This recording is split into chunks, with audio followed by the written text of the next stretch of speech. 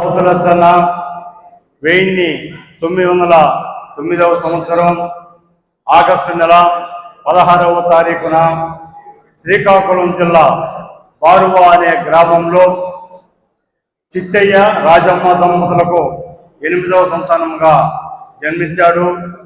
అతడు బాల్య దశలోనే గాంధీజీ పిలుపు మేరకు స్వాతంత్ర ఉద్యమంలో పాల్గొని అతడు అనేక పలుమార్లు జైలుకి వెళ్ళాడు. 1930 సంవత్సరంలో దేశ రక్షణ కోసం శ్రీకాకుళం నుండి మద్రాసు వరకు రైతు హక్కుల కోసం, దేశ రక్షణ హక్కుల కోసం అతను పోరాడాడు. అదేవిధంగా 1932 సంవత్సరంలో శాసన ఉల్లంఘన ఉద్యమం, అదేవిధంగా 1942లో క్విట్ ఇండియా ఉద్యమం, అనేక ఉద్యమాల్లో పాల్గొని దేశ నాయకుల చేత అతడు స్వాతంత్ర ఉద్యమంలో పాల్గొని తుదకు మనకు 1947 ఆగస్టు 15వ తారీఖున అనేక వీరుల వల్ల వారి త్యాగ ఫలితంగా మనకు స్వాతంత్రం వచ్చి ఈరోజు మనమందరం కూడా స్వేచ్ఛగా మనకు మన రాజ్యాంగం కల్పించిన హక్కులతో మనము స్వేచ్ఛగా జీవిస్తున్నాం. ఇది వారు పడిన బాధలు, వారు పడిన ఉద్యమాల వల్లనే ఈరోజు మన దేశ ప్రజలందరూ సుఖముగా జీవిస్తున్నారు.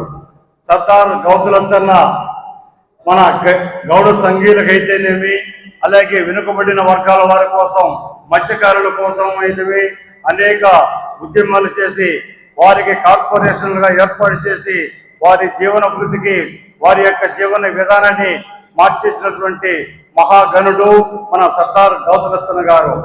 అదేవిధంగా జీవో నెంబర్ 16 తెచ్చి మన గౌడ జాతి అంతా ఒకే తాటిపై నిలవాలని గౌడ, ఈడిగ, శ్రీశైన, యాత, శెట్టిబరిజ ఈ 5 కులాలను కలిపి ఒకే గౌడులుగా పిలువరించి జీవో తెచ్చినటువంటి మహానుభావుడు సర్దార్ గౌతులచ్చన్న గారు.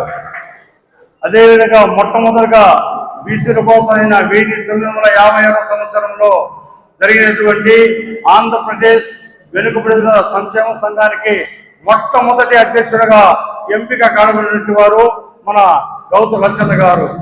అప్పటి నుంచి కూడా బీసీ హక్కుల కోసం, బీసీ రక్షణ కోసం కూడా అనేక ఉద్యమాలు చేపట్టి బీసీ సంక్షేమానికి పాటుపడినటువంటి మహానుభావుడు శ్రీ సర్దార్ గౌతులచ్చన్న గారు. కాబట్టి ఇలా చెప్పుకొని పోతే సర్దార్ గౌతులచ్చన్న సమాజం కోసం ఆయన జీవించి ఉండేంత వరకు 98 సంవత్సరాలు ఆయన జీవించారంటే ఈ 98 సంవత్సరాల్లో 21 సంవత్సరం ఆయన రాజకీయాల్లోకి వచ్చాడు. కనీసం 70 సంవత్సరాల రాజకీయ జీవితంలో ప్రజలకు ఎనలేని సేవ చేసినటువంటి మహానుభావుడు శ్రీ సర్దార్ గౌతులచ్చన్న గారు.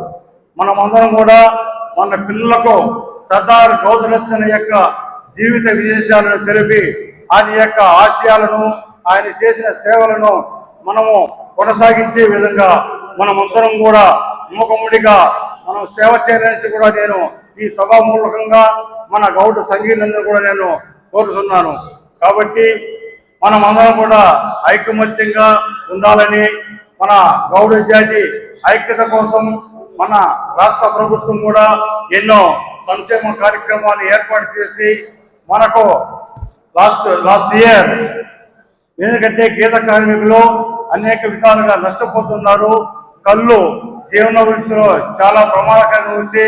కాబట్టి దాన్ని వదులుకొని వీరు బ్రాంచీ షాపుల్లో యజమానులుగా ఉండాలని 10% మనకు రిజర్వేషన్ కల్పించి బ్రాంచీ షాపులను కూడా రాష్ట్రమంతా మన సంఘీయులు 350 షాపులు పెట్టుకొని ఈరోజు మనం బ్రాంచీ షాప్ ఓనర్లుగా మనమందరం కూడా గౌరవం కల్పించే మన ప్రభుత్వానికి మనము ధన్యవాదాలు కూడా మనం అందరూ కూడా తెలుపుకుంటున్నాం.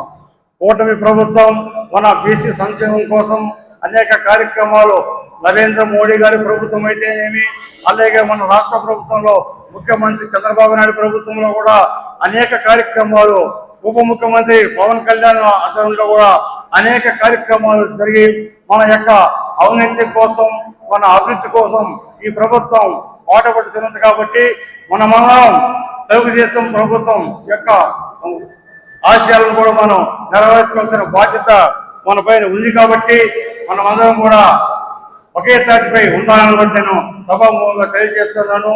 అదేవిధంగా సర్దార్ గౌతమ్ అమర్ రహే, సర్దార్ గౌతమ్, సర్దార్ గౌతమ్, సర్దార్ గౌతమ్. గీత కార్మికుల ఆరాధ్య దైవం సర్దార్ గౌతమ్, గీత కార్మికుల ఆరాధ్య దైవం సర్దార్ గౌతమ్. బలహీన ఒడుగు వర్గాల ఆశాజ్యోతి సర్దార్ గౌతమ్. జై హింద్.